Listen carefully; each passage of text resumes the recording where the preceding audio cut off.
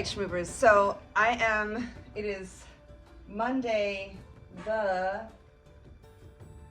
10th. It is Monday the 10th of July, and next Tuesday I fly out to land in Boston to then drive to the Cloisters, the Met Cloisters, and I'm gonna drive down with Kate. We're gonna meet up at her house, and I'm gonna stay with her, and then we're gonna go meet all of our friends.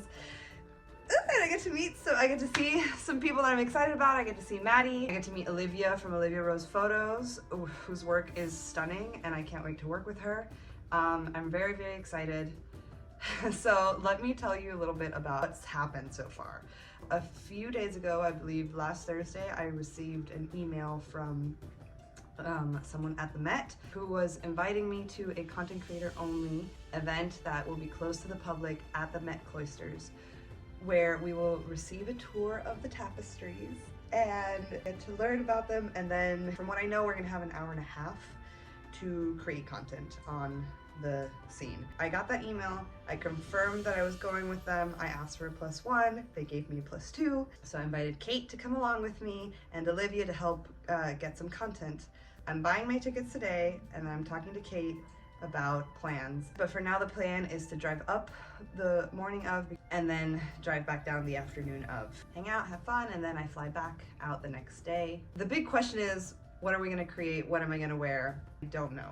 Rebecca from French Meadows Corset sent me my pirate vampire outfit that I've worn before, and I think I'm gonna Lady Night that up.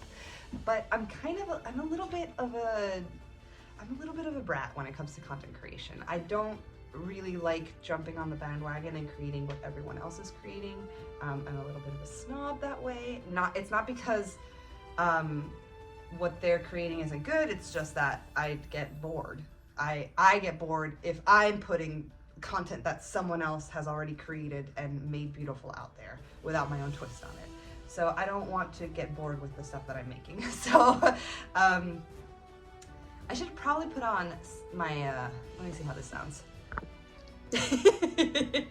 Okay, hopefully this sounds better. Okay, so where was I?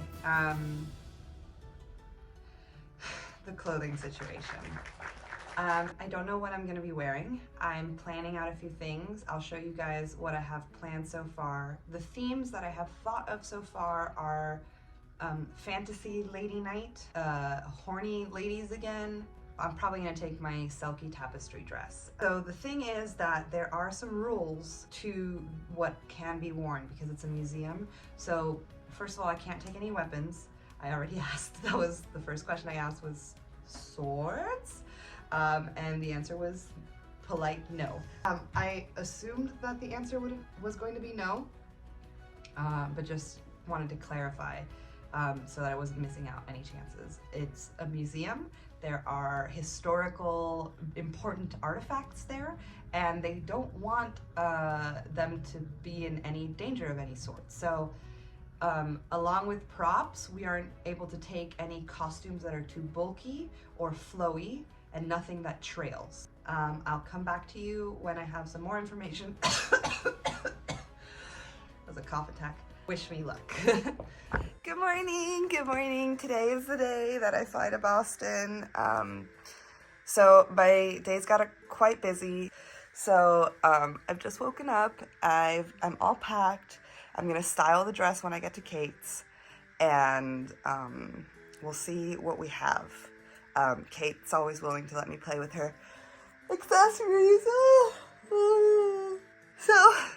But I'm really excited. I can't wait to go work with the Met, and I just can't wait. I'm just so excited. My brother's gonna come pick me up and take me to the airport, and I'm going to Boston. Kate and I are driving in the morning of, because neither of us like New York City and neither of us wanted to stay there. So, and we're picking up Olivia on the way, so I'm so excited.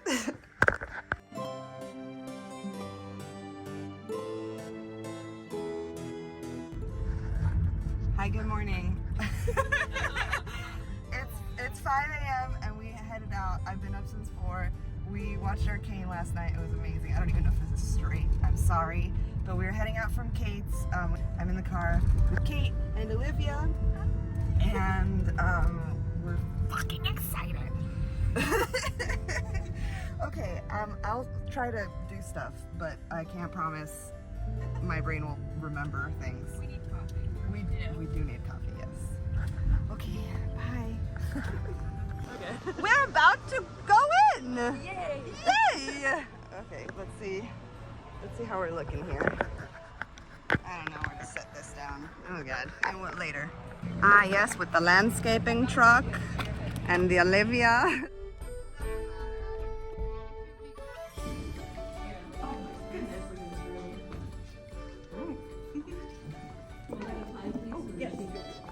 I can go, yep. I'll go to the back of the line, like a punishment.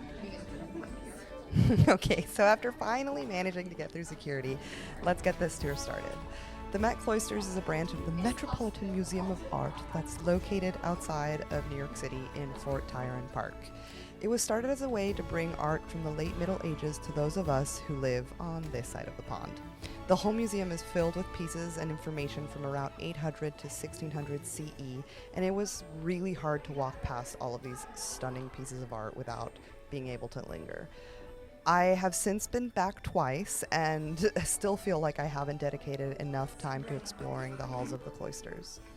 I was absolutely not prepared for the amount of emotions I felt when I first got to lay eyes on the Unicorn Tapestries.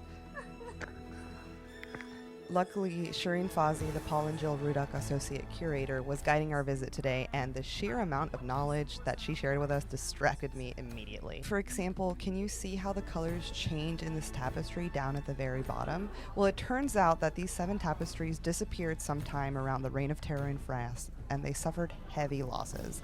When they were found and restored, synthetic dyes were used to bring back what had been lost. I can't find any sources to corroborate this, but I swear I remember Sharon say that it was likely the Victorians who chose to use synthetic dyes because at the time they were all the rage. But the natural fibers of the late Middle Ages have barely faded, whereas these look splotchy and just old. Once we were done with the Unicorn Tapestries, the second half of the tour was spent showing us around the 3 gardens. This one you're seeing now is the Judy Black Garden in the Cuxa Cloister, and the incredible woman in the gardening hat is the head gardener, Carly Still. If you've hung around my content for any time, you know that I'm a sucker for flowers, and I'm a sucker for what flowers can tell us about a place. Based on the amount of detail in these gardens, I'm pretty sure Carly is too. Every single garden we walked through told an entire story. This one you're seeing here is the Tree Cloister Garden, and it's meant to evoke the same sort of medieval fantasy garden that we see in the Unicorn Tapestry itself, which is usually this place of unbridled and untamed nature. That's from the 1800s, and that's Francois Rochefoucauld. So like if I owned them, I would totally put like an S in the patch somewhere, right? That's what you're seeing, right? That's the guy that owned them in the 1800s. But the A and the E don't. It's a miracle that we don't have. Like there's a lot of little symbol for something. Is that The last garden that Carly took us to was the Bonifant Cloister Herb Garden, and it is one of the most specialized plant collections in the entire world. The intention behind this garden was to recreate an herb garden that would be typical of the medieval monastic lifestyle. This big fella that you're seeing here is hops, and hops are used for brewing, and monasteries used to brew beer. I mean, I don't drink, but that's so cool. Okay, I simply cannot explain to you how awesome it feels to walk through the Met Cloister. If you have the chance, go visit. From the moment that I saw the door to the moment that I stepped foot through the gardens, it felt like I had been transported back in time to walk the halls of this sequestered cloister in the late Middle Ages somewhere in Europe. I will continue to visit as often as I possibly can. I've already dragged a couple of friends there, but I just wanted to say a big thank you to the Cloisters for having invited us. It's a day I'll never forget.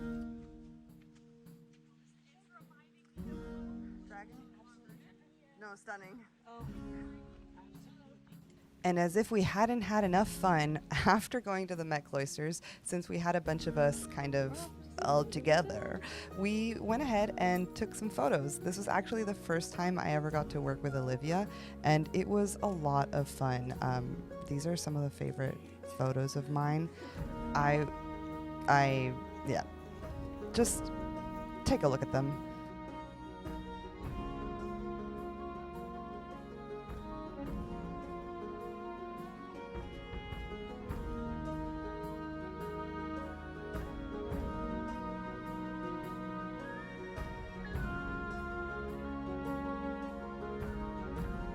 Alrighty, Goobers, thank you so much for watching. If you enjoyed this video and you'd like to see some more, please go check out my Patreon. Thank you to all my patrons. You have made this art possible.